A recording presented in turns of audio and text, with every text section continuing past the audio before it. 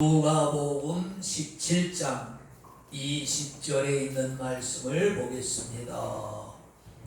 화면 참조하시고 다같이 찾으시기 바랍니다. 여러분 신약성경 125쪽 누가복음 17장이 되겠습니다. 성경 가지시고 다 자리에서 일어나십니다. 성경은 하나님의 말씀입니다. 예, 오늘도 이 말씀이 저와 여러분에게 도전이 되고 능력이 되고 권세가 될 수 있기를 축원합니다. 20절 바리새인들이 하나님의 나라가 어느 때에 임하나이까 묻거늘 예수께서 대답하여 가라사대 하나님의 나라는 볼 수 있게 임하는 것이 아니요 또 여기 있다 저기 있다고도 못하리니 하나님의 나라는 너희 안에 있느니라. 아멘. 자리에 앉으시고 오른손 들어서 우리 주님을 경배합시다. 할렐루야. 주님을 찬양합니다. 아멘. 우리 그리스도인들은 이 오른손 드는 것과 박수는 하나님께만 드려야 되는 줄로 믿습니다. 세상 사람들은 콘서트에 가서 가수들, 아이돌을 보고 손을 막 흔들고 박수를 치고 막 난리를 치지만 그러나 우리는 아버지 하나님께만 박수를 치고 손을 들어 환호해야 될 줄로 믿습니다. 그렇다고 그렇게 하는 게 죄다 그건 아니지만 근데 이 박수라고 하는 건 여러분이 아셔야 되는 게 이 박수는 영광을 돌리는 행위거든요. 고대에도 여러분 고대의 영화들을 보세요. 왕들이 나올 때 서양 영화 로마 시대에 특별히 보면 왕들이 나오고 그럴 때 박수를 치고 손을 들고 환호를 하거든요. 지금 여러분 북한에서는 누구한테만 박수 치는지 아시죠? 김정은한테만 박수를 칩니다. 다른 사람한테 박수를 쳤다간 그대로 아오지 탄광으로 갑니다. 그러니까 이 박수라고 하는 것은 영광을 돌리는 행위예요. 그러니까 우리 그리스도인들은 하나님께만 박수를 쳐야 되는 줄로 믿습니다. 그런데 이제 여러분들이 이제 유튜브나 텔레비 이렇게 보면은 다른 교회들 보면 그걸 정죄하는 것은 아닌데 성가대가 찬양을 해도 박수를 치고 누가 나와서 특성을 해도 박수를 치고 담임 목사님이 나올 때 박수를 치고 선거 때가 되면 특정한 사람이 후보가 나오면 또 박수를 치고 막 그런단 말이에요. 근데 그 예배학적으로 보면은 바람직한 것은 아니에요. 죄라고 볼 수는 없지만 바람직한 것은 아니에요. 왜냐하면 예배 시간에는 온전히 하나님께만 영광을 돌리는 거거든요. 그렇죠? 하나님만 영광을 받으셔야 돼요. 천사도 영광을 받으면 안 되고 그 어느 누구도 우리가 성가대가 특성을 하면 하나님께 영광을 돌렸어. 그렇죠? 그러니까 하나님께만 우리는 영광을 돌려야 된다. 특별히 이단들 보면 이단들 교주가 나오면 박수를 막 치고 환호를 해. 그 잘못된 거예요. 우리 주님께만 영광을 돌려야 되는 줄로 믿습니다. 하나님의 나라는 너희 안에 있느니라. 예수님이 하신 말씀이죠. 예수님의 설교의 주제는 하나님의 나라입니다.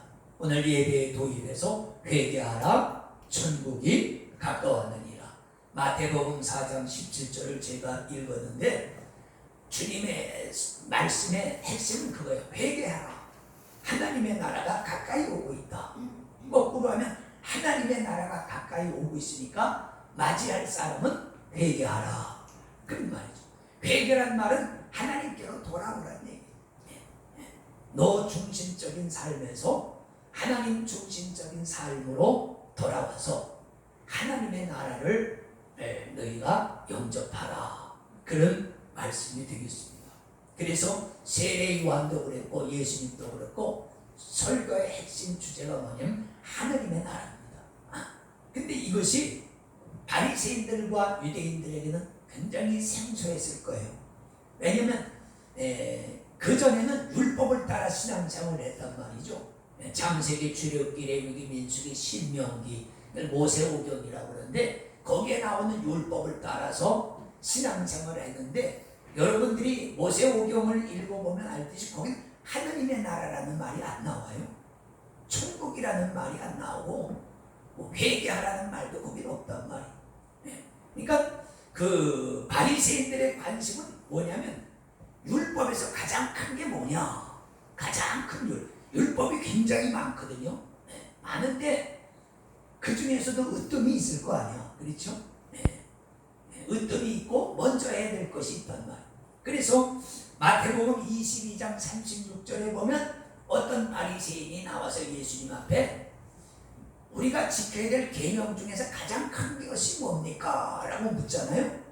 그래서 주님이 거기서 가르쳐 주시죠.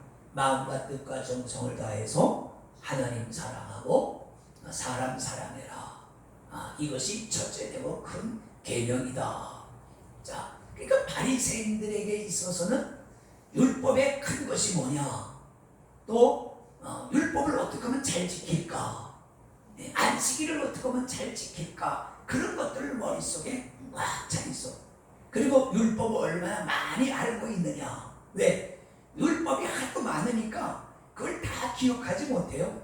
그러니까 몰라서 못 지키면 큰일 난단 말이에요. 그러니까 율법을 많이 알고 있어야 돼. 그런 것들을 머릿속에 꽉 차 있단 말이에요. 안식일에 거리를 걸어가도 800m 이상은 걸어가면 안 돼. 700m인가 800m. 그러니까 그것도 걸은 거리를 쉬어야 될 거 아니야. 그죠? 그러니까 그걸 지나가면 안식일을 지키지 않는 얘기니까 뭐 이게 그러니까 얼마나 신경 쓸 일이 많겠어요. 음식을 먹을 때에도 이게 부정한 음식인지 아닌지 그냥 그것도 걱정되고. 그러니까 유대인들이나 무슬림들은 남의 나라에 가서도 그 음식을 마음대로 못 먹어요. 돼지고기 들어간 거 못 먹죠. 뭐 또 그 자기네 율법 의식에 따라서 만든 것만 정한 것이라고 먹는단 말이지. 어리석은 것. 주님이 뭐라고 하죠? 음식은 하나님이 지은 것이니 기도와 그죠? 은혜로서 말씀과 기도로서 정결케 되느니라. 음식을 먹어서 정결케 되는 시대는 그건 구약 시대나 해야 됐던 거지. 지금은 그런 시대가 아니란 말이야. 음식을 먹어서 거룩하게 된다고 하면 여러분 우리가 뭐하러 여기 앉아서 예수 믿어요? 음식만 구별해서 골라 먹으면 되거든. 그죠? 그런 게 아니라 주님은 말씀했습니다. 너희 마음속에서 나오는 악한 말들이 오히려 너희를 지저분하게 하고 더럽게 만든다. 그랬다.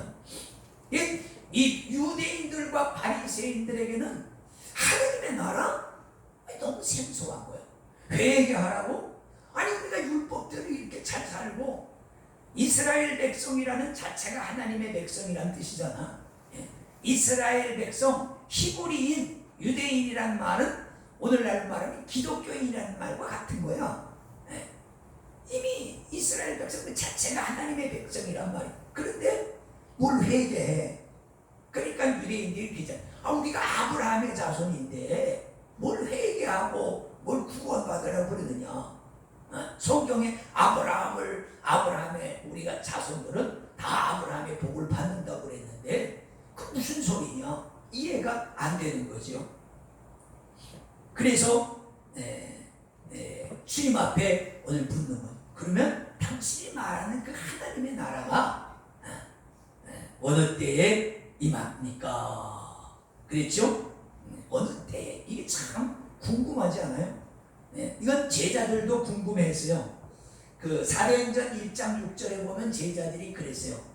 하느님의 나라가 임하는 것이 지금이니까 예수님께서 죽으셨다 다시 살아나니까 이제 우리 예수님이 이스라엘 나라를 해방시키고 저 로마의 압제에서부터 우리 나라와 민족을 해방시키고 이제 하나님의 나라가 임하는가 보다 그렇게 생각했단 말이에요. 그러니까 주님이 거기서 뭐라고 하시면 하나님의 나라가 어느 때에 임하는 건 너희 알 바가 아니다. 오직 너희는 기도하다가 성령 받으면 나가서 내 증인이 되라. 그랬다. 주님이 어느 때에 하나님의 나라가 임하는지는 주님도 모른다고 그랬어요. 그러니까 아버지만 아시느니라. 근데 이게 모든 그리스도인들의 궁금증이거든. 예수님의 제자들도 궁금해했고, 오늘 성경에 나오는 바리새인들도 궁금해했고, 역대의 모든 그리스도인들이 궁금했어요. 도대체 주님이 언제 오실까? 주님이 오시는 날이 하나님의 나라가 임하는 날, 성경에 보면 주의 날, 여호와의 날, 그런 재림의 날, 그게 다 같은 뜻이란 말이에요. 그러니까 여러분도 궁금하잖아요. 하나님의 나라가 언제 주님이 오실까? 그때 되면 더 잘 믿을 텐데, 그렇잖아요. 조금 게으름 피다가도 주님이 1년 후에 오신댄다 그러면 열심히 주일을 성수하고, 그죠? 기도도 열심히 하고 그럴 텐데, 주님이 모르신다네. 도적같이 오신다고 그러네. 또 너는 주님이 도적같이 오실 테니까 준비하고 깨어있으란 말만 했지, 어느 때에 오시겠다 년, 월, 일시에 대해서는 주님이 말씀하지 않고 있다. 그런데 이제 요것을 이용하는 것이 이단들이에요. 이단들은 우리가 기도하다가 주님의 재림 날짜를 받았다. 그래서 종말이 가까웠으니 빨리 보따리 싸들고 우리 교회로 들어와라. 그런단 말이에요. 왜? 이 위기 상황을 이게 조성을 해야 사람들이 겁을 먹고 말을 듣지. 주님은 언제 오실지 모르는데, 나처럼 이렇게 설교하면 그래 언제 오실지도 모르는 주님, 주일 한번 빠진다고 뭐 잘못될 게 있냐 이렇게 생각한다. 근데 곧 주님이 문 앞에 왔으니까 빨리 정신 차리고 회사도 가지 말고 학교도 가지 말고 보따리 싸들고 다 들어와서 기도하다가 마가의 다락방에서 120명이 열흘 동안 기도가 성령 받은 것처럼 우리도 여기서 기도만 하다가 주님 오실 때 싹 틀림받자 이른단 말이야. 그럴듯하잖아. 그 사람 이단들은 역대적으로 다 박태선이도 그랬고, 문선명이도 그렇고, 부인애도 그렇고 다 그랬어요. 신천지도 자기네한테 들어오려는 거예요. 이 14만 4천 이 숫자에 들어가야 구원받지. 이거 채기 전 그러니까 14만 4천이 거의 차거든. 그러니까 사람들이 조바심이 타는 거야. 빨리 보따리 쌓고 좀 들어가서 등록을 해야 되겠다. 근데 기성교인들은, 목사들이 주님이 오시는 날은 여러분 모릅니다. 그러니까 이게 게을러 터지고 나태해지고 뭐 일 생기면 뭐 그렇게 막 일으키게 된단 말이야.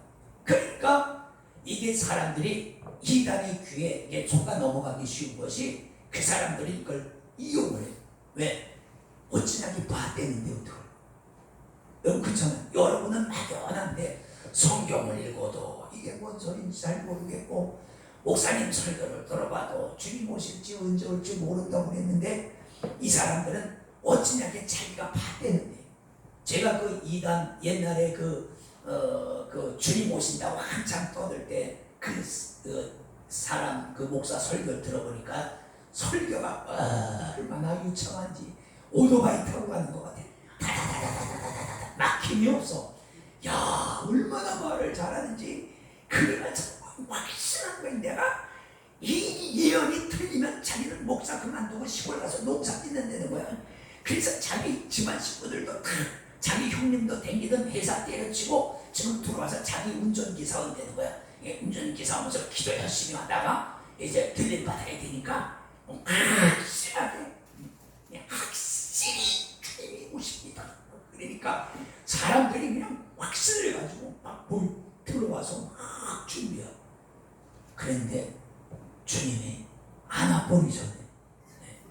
근데 어떻게 됐는지 모르고 그만둔다고 그러더니 또 어디 가서 또 서쪽에서 또 뭐 한다고 그러더라고. 뭐 주님이 오시는 날이면 미뤄졌대나 어쨌대나. 그러니까 이단들은 이런 것을 잘 이용을 해요. 그러니까 사람들이 급박한 마음을 가진단 말이에요. 자, 옛날이나 지금이나 기독교인의 관심은 하나님의 나라의 임재입니다. 하나님의 나라가 언제 임할까? 어디에 임할까? 이것이 굉장히 중요하죠. 그래서 어떤 사람은 그러잖아요. 옛날에 한국에서 예수님이 대한민국에 재림하신다고 이런 소리, 이상한 소리 하는 사람들 많이 있었어요. 한국이 동방에 또 택하신 나라라고 그러고. 근데 성경에 미안하지만 그런 말은 없거든요. 동방이라고는 우리나라가 동쪽에 있는 건 맞지만 예수님 나라에서 동쪽하면 사실은 그쪽에 이란이나 그쪽이 이라크 그쪽이 동쪽이거든. 그러니까 자기가 어디에 있느냐에 따라서 동쪽이 달라지는 거예요. 그렇지 않겠어요? 그러니까 성경을 그렇게 악연인수격으로 해석하면 안 된다 그런 거예요. 자, 오늘 말씀에 예수님이 말씀하신 것은 크게 두 가지예요. 두 가지를 하나님의 나라가 언제 임합니까? 그렇게 바리새인들이 물었을 때에 주님이 두 가지를 말씀했어요. 첫째는 하나님의 나라는 볼 수 있게 임하는 것이 아니다. 하나님의 나라가 임하긴 임하는데 그것은 사람의 눈으로 볼 수 있는 것이 아니다 라고 말합니다. 왜 그러냐니까 하나님의 나라는 성령을 통해서 오시기 때문에 그런 거예요. 성령이란 말은 거룩한 영이란 말이죠. 영이 보입니까? 우리도 영이 있지만 영이 안 보이잖아요. 그렇죠? 성령도 안 보이습니다. 귀신의 영도 영이기 때문에 귀신이 안 보여요. 그렇죠? 천사도 영적 존재이기 때문에 안 보인단 말이에요. 하나님도 영이시기 때문에 하나님은 영이시니 그 말은 뭐야? 하나님은 볼 수 없는 존재란 말이에요.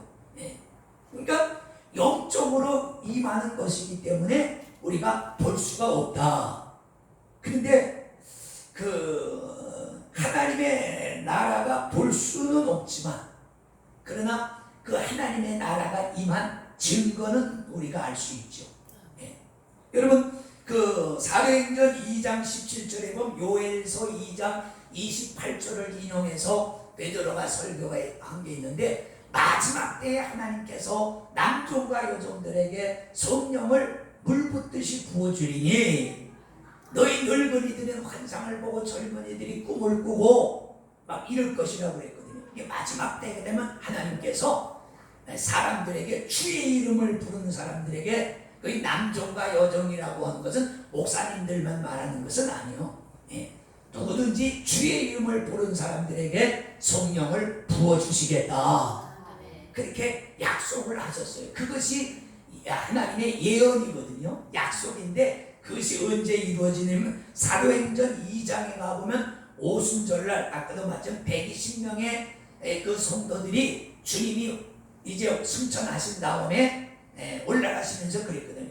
너희는 딴 거 하지 말고 아버지가 요엘서에서 약속하신 그것을 받을 때까지 기도해라. 자, 그래서 이제 주님은 올라가시고 120명이 남아서 얘기를 하는 거야. 우리가 기도해야 되는데 어디서 기도할까? 겟세마네 동산에서 기도하면 하루 이틀도 아니고 그렇죠. 그래서 마가라고 하는 사람의 다락방 그 집이 제일 커. 마가가 좀 잘 살았거든요. 성경에 보면. 그래서 그 마가라고 하는 집의 다락방에 가서 120명이 들어갈 정도니까 굉장히 큰 거죠. 거기 들어가서 문 걸어 닫고 기도하는 거예요. 할 게 없죠. 밖에 나가면 잡힐 것이고.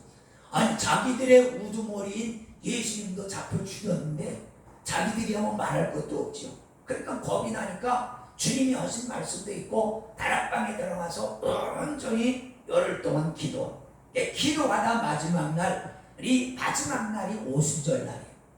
오순절날 성령 강림이 이루어지신 거예요.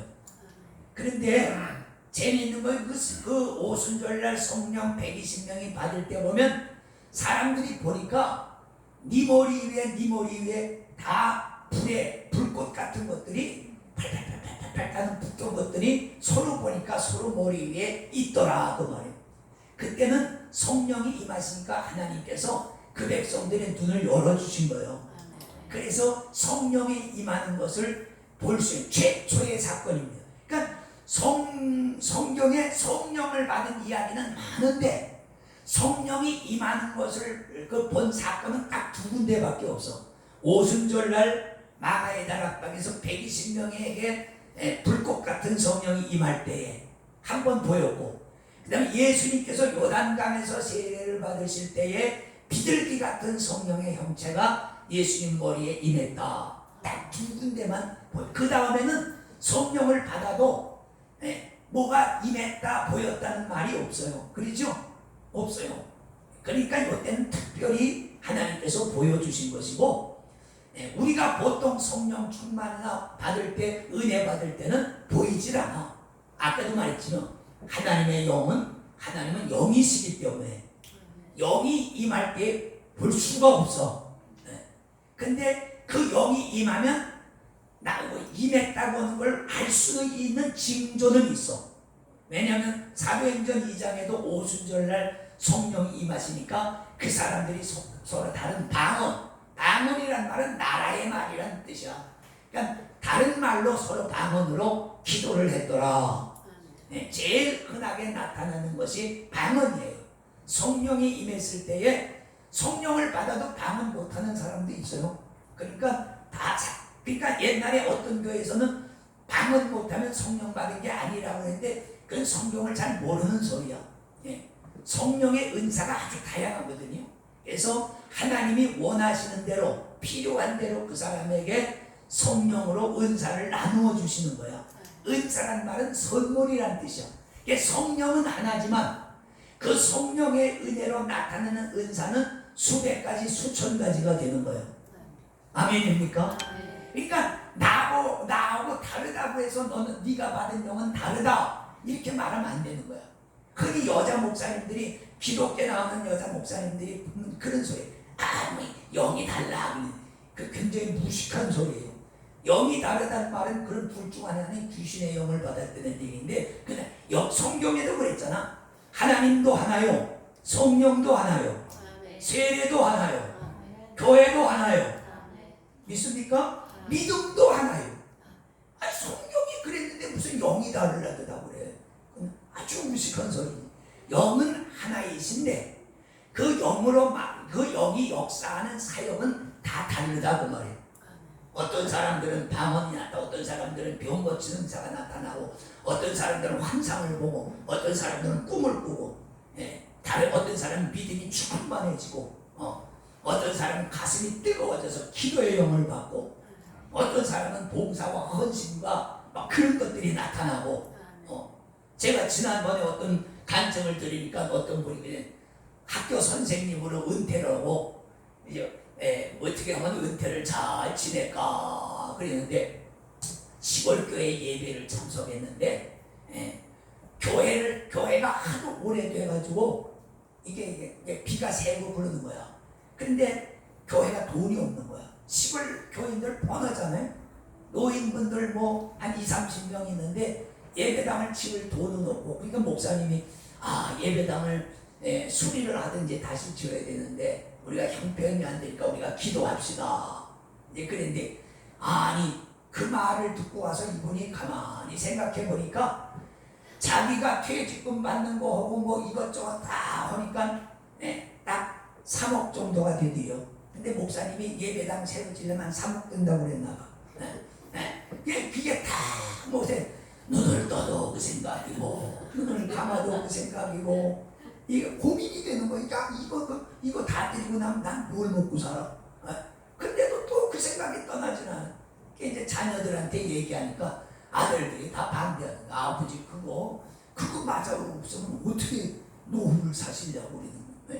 다 반대하는데 그래도 이분이 잘나서 결국은 그 돈을 들여서 예배당을 짓고, 그 이제 예배당 옆에 땅을 조금 얻어가지고 비닐하우스를 치고 이제 거기서 텃밭 가꾸면서 이제 예배 생활 열심히 하는데, 그분이 간증이 그거야. 그래도 마음은 평안하고 좋더라. 근데 그렇게 예배당을 줬더니 전도가 되더라는 거야. 시골에서도 이게 호르몬 교회가 있다. 갑자기 이 교회를 딱 예배당을 지니까 이 교회가 웬일이래 그러면서 사람들이 궁금해서 오고 등록을 하더라는 거야.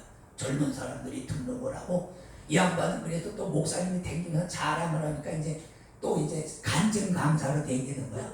우리 교회 와서도 한번 해주세요. 저쪽 교회에서도 와서 한번 해주세요. 그러면서 어쨌든 자기는 그렇게 은혜롭게 산다. 그런 게 하나님의 성령의 임하신 증거거든요. 그게 사람의 생각까지는 되지를 않습니다. 절대로 안 됩니다. 내 경험으로 봐도 안 되는 거란 말이에요. 그래서 주님이 말씀하신 거예요. 하나님의 나라는 있는데 볼 수 있게 임하는 것은 아니라. 그리고 하나님의 나라는 바로 너희 안에 있느니라. 그러면 내 안에 있는 게 뭐야? 어떻게 알아? 그러니까 오늘 그 말씀을 한 번만 찾아서 읽어드릴게요. 누가복음 11장. 우리 오늘 누가복음 17장을 봤죠? 11장으로 한번 또 앞쪽으로 가보세요. 누가복음 11장. 자, 20절을 다 같이 읽습니다. 20절 시작. 그러나 내가 만일 하나님의 손을 힘입어 귀신을 쫓아내는 것이면 하나님의 나라가 이미 너희에게 임하였느니라. 아멘. 하나님의 손, 헬라어로는 하나님의 손가락 그랬는데 영어 성경에는 능력이라고 나왔어요. Power of God이라고. Power of God. 그러니까 하나님의 능력을 힘입어. 그게 성령이잖아요. 성령을 받으면 능력 받는다고 그랬죠. 오직 성령이 너희에게 임하시면 너희가 권능, 능력을 받고 나가서. 그러니까 전도도 능력을 받아야 되는 거야. 그러니까 내가 너희에게 안수해서 너희 속에 있는 귀신이 쫓겨나고 병이 낫고 문제가 해결되면 그것이 하나님의 나라가 임한 증거라는 거예요. 하나님의 나라 성령이 임하셔야 귀신이 나가죠. 그렇지 않겠어요? 센 것이 와야 약한 것이 나가지 오지도 않았는데 나가는 게 어디 있어요? 그죠? 하나님의 성령의 능력 그 힘이 와야 내 속에 역사하는 흑염의 권세가 나가는 거란 말이에요. 나가야 병이 낫든지 눈을 뜨든지 할렐루야 앉은 데냐 일어나든지 문제가 해결되든지 한단 말이에요. 그러니까 하나님의 나라는 그렇게 임하는 거예요. 근데 우리가 볼 수는 없지만 내 속에서 나타나는. 옛날엔 교회 가기가 참 손으로 쉬고 여러분 계산하고 앉아있는 사람들 많잖아요. 아주 일찍 와서 기도도 하고 막 이러면 되는데 시계 보고 앉아있는 사람. 딱 그 시간에 와서 끝나면 할렐루야 하고 싹 목사가 할지어다 하면 벌써 나가는데 이 교회 오기가 아주 힘든. 근데 어떤 날 은혜 받으면요 교회 오기가 즐거워지. 제가 맨 처음에 교회 나갈 때에 나도 은혜를 받는지 은혜를 받으니까요 교회를 가고 싶어요. 전 그래서 예수 믿게 됐어요. 교회를 가니까요 너무 편한 거예요. 시골 교회가 지금 이 우리 교회는 아주 아름답고 아늑한 거죠. 옛날에 마룻바닥으로 뭐 있고 때 묻은 방청 몇 장 있고 그냥 그 나무로 된 요만한 베니아판으로 만든 감배사 하나 있고 그런 거. 근데 거기 가면 너무 편한 거예요. 저는 우리 집보다 진짜 너무 편했어요. 교회 가면 오기가 싫을 정도로 편했어요. 그래서 교회를 자주 가게 되고 전도사님하고 대화하고 너무 편했어. 거기가 진짜 천국 같은 거야. 그게 왜 그러냐? 그게 내 마음이 아니거든요. 하나님의 나라가 내 속에 임한 거란 말이에요. 근데 어떤 사람들은 교회 가기 싫어. 시험 들면요 제일 먼저 뭐요? 교회 가기 싫고 예배 드리기 싫다니까. 어떤 사람들은 그 전에 목회하다 보면 별 사람들 다 만나. 실컷 얘기하고 밥 먹고 있다가 예배 드립시다 그러면 나 약속이 있네. 그러면서 가는 사람들 많아요. 집사도 그런 사람들 많아. 아니 약속이 있으면 미리 가지. 먹을 거 다 먹고 얘기할 거 다 하다 예배 드리자면 이제 그땐 바쁘겠는 거야. 우리 신랑이 참 오라고 그랬는데 그런단 말이야. 그 뭐냐? 하나님의 나라가 아직 충만해지지 않은 거예요. 그렇죠? 그게 하나님의 나라가 임한 증거. 주님이 말씀하셨습니다. 하나님의 나라는 우리 심령 안에 임하는 것이기 때문에 여기 있다 저기 있다가 아니에요. 믿는 사람 속에 있는 거예요. 근데 바리새인들은 하나님의 나라가 땅 위에 정치인을 통해서, 정치적인 걸 통해서 올 줄 알았단 말이에요. 근데 이 땅에는 사람을 통해서 하나님 나라가 이루어지질 않습니다. 다 생각이 다르거든요.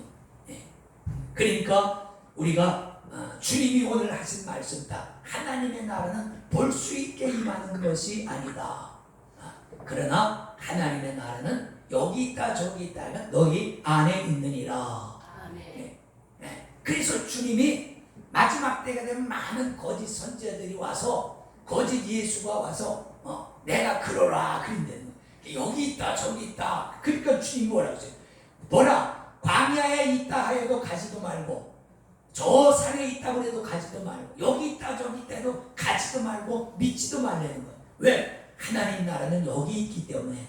여기 있는데 어느 때가 주님이 오실 때가 되면 천사들을 땅끝까지 보내서 그 하나님의 나라가 마음속에 임한 사람들을 다 부르신다는 거예요. 하나님의 나라는 우리가 찾아다니는 게 아니야. 어느 곳에 있든지 내가 예수 잘 믿고 하나님의 나라를 내 마음에 키워가면 때가 되면 주님이 천사를 보내서 나를 데려가시는 것입니다. 어디에도 우리가 찾아간다는 마음은 없어요. 하나님이 천사를 통해서 데려가시는, 그걸 샘플로 보여주신 게 엘리야와 에녹이에요. 역사상 죽음을 보지 않고 올려온 사람이 딱 두 사람이 있죠. 에녹, 하나님이 데려가셨잖아요. 엘리야, 불말과 불병거를 통해서 들려 올려갔잖아요. 죽음을, 그게 뭔지, 그게 샘플이에요. 마지막 때 주님이 하나님 나라가 이루어진 사람들을 천사를 보내서 저렇게 들려 올라갈 것이다. 성경은 다 샘플을 보여주는 거란 말이야. 괜히 뭐 기적, 엘리야가 뭐 기적 하나 행하기 위해서 그렇게 한 것이 아니란 말이야. 마지막 때가 되면 마음속에 천국이 이루어진 사람들, 죽음을 보지 않고 그냥 주님 오실 때까지 살아있어야지. 그렇게 들려 올라갈 것이다 라는 말씀입니다. 마지막으로 한번 보면 로마서 14장 17절이죠. 하나님의 나라는 먹는 것과 마시는 것이 아니요 오직 여기도 성령 안에서. 뭐 안에서? 성령 안에서. 하나님의 나라는 먹는 것과 마시는, 이 세상살이가 먹고 마시는 거 아니에요. 주님 오실 때 그랬죠. 사람들이 먹고 마시고 시집가고 장가가다가 종말이 오는 것을 알지 못했다. 노아의 때가 그랬다고 했잖아요. 인자가 올 때도 그러하리라. 먹고 마신다는 말은 세상 삶을 말하는 거예요. 그러니까 하나님의 나라는 먹고 뭘 잘 먹느냐, 뭐 멋있는 거 비싼 거 마시느냐, 잘 입느냐, 그런 게 아니라는 거예요. 하나님의 나라는 성령 안에서 의와 옳은 것, 평강과 그다음에 희락이죠. 기쁨이 있어야 천국이죠. 맨날 한숨 푹푹 쉬고 있으면 그게 무슨 천국인 지옥이지. 그래서 로마서 14장 17절에 사도가 말하고 있어요. 하나님의 나라는 먹고 마시는 것이 아니라 성령 안에서 의와 평강과 희락이라. 이게 마음속에 천국이 이루어진 사람은 의가 있고 스스로 법을 지킨단 말이에요. 스스로 올바르게 살려고 노력한단 말이에요. 꼭 법으로 걸리니까 너 이렇게 하니까 처벌받는다 이렇게 해서 하는 게 아니라 그렇게 시키질 않아도 그런데 그러니까 그게 중요한 거죠. 공자는 나이 70이 돼서야 그런 경지에 이르렀다고 그래요. 평생 70이 될 때까지 했는데 그때는 스스로 법을 어기지 않고 살 수 있었다. 근데 언제 70까지 여러분 기다리겠어요? 그리스도 안에서. 할렐루야. 누가 시키지 않아도 내가 이게 옳은 길이라 생각하고 가는 것이고, 그러면 평강이 있고 기쁨이 있습니다. 이런 하나님의 나라가 이루어질 수 있기를 축원합니다. 하나님의 나라는 너희 안에 있느니라. 근데 이제 그 하나님의 나라를 키워가야 되죠. 그렇죠? 하나님의 나라는 그냥 있으면 안 돼. 이제 하나님의 나라가 여기 있다는 말은 씨앗이 싹이 났다는 얘기예요. 그걸 물을 주고 햇빛을 쬐게 해서 자라게 해야죠. 자라야 잎이 나고 싹이 나고 꽃이 피고 열매를 맺는 것입니다. 그건 이제 우리가 해야 될 일이죠. 열심히 기도 생활하고 예배 생활하고 헌신하고 그렇게 하면 믿음이 자랍니다. 그냥 공짜로 가만 놔두면 아무것도 자라는 것이야. 이게 그 보세요. 이거 올해 엄청 자랐죠? 이게 연한 손은 이게 이만큼 자란 거야. 물 주고 이거 줄까봐 내놨다 들여놨다 하고 막 하니까 자라잖아요. 세상에 그냥 자라는 것은 없어. 잡초도 그냥 자라는 게 하나님이 자라게 하시니까 자라는 거예요. 기도합시다. 거룩하신 아버지 감사합니다. 우리 속에 있는 하나님의 나라 확신하게 하시고 이제 그 하나님의 나라를 잘 자랄 수 있도록 주님의 은혜로 날마다 주일마다 듬뿍 받을 수 있도록 인도해 주시옵소서. 예수님의 이름으로 축복하고 기도하옵나이다. 아멘.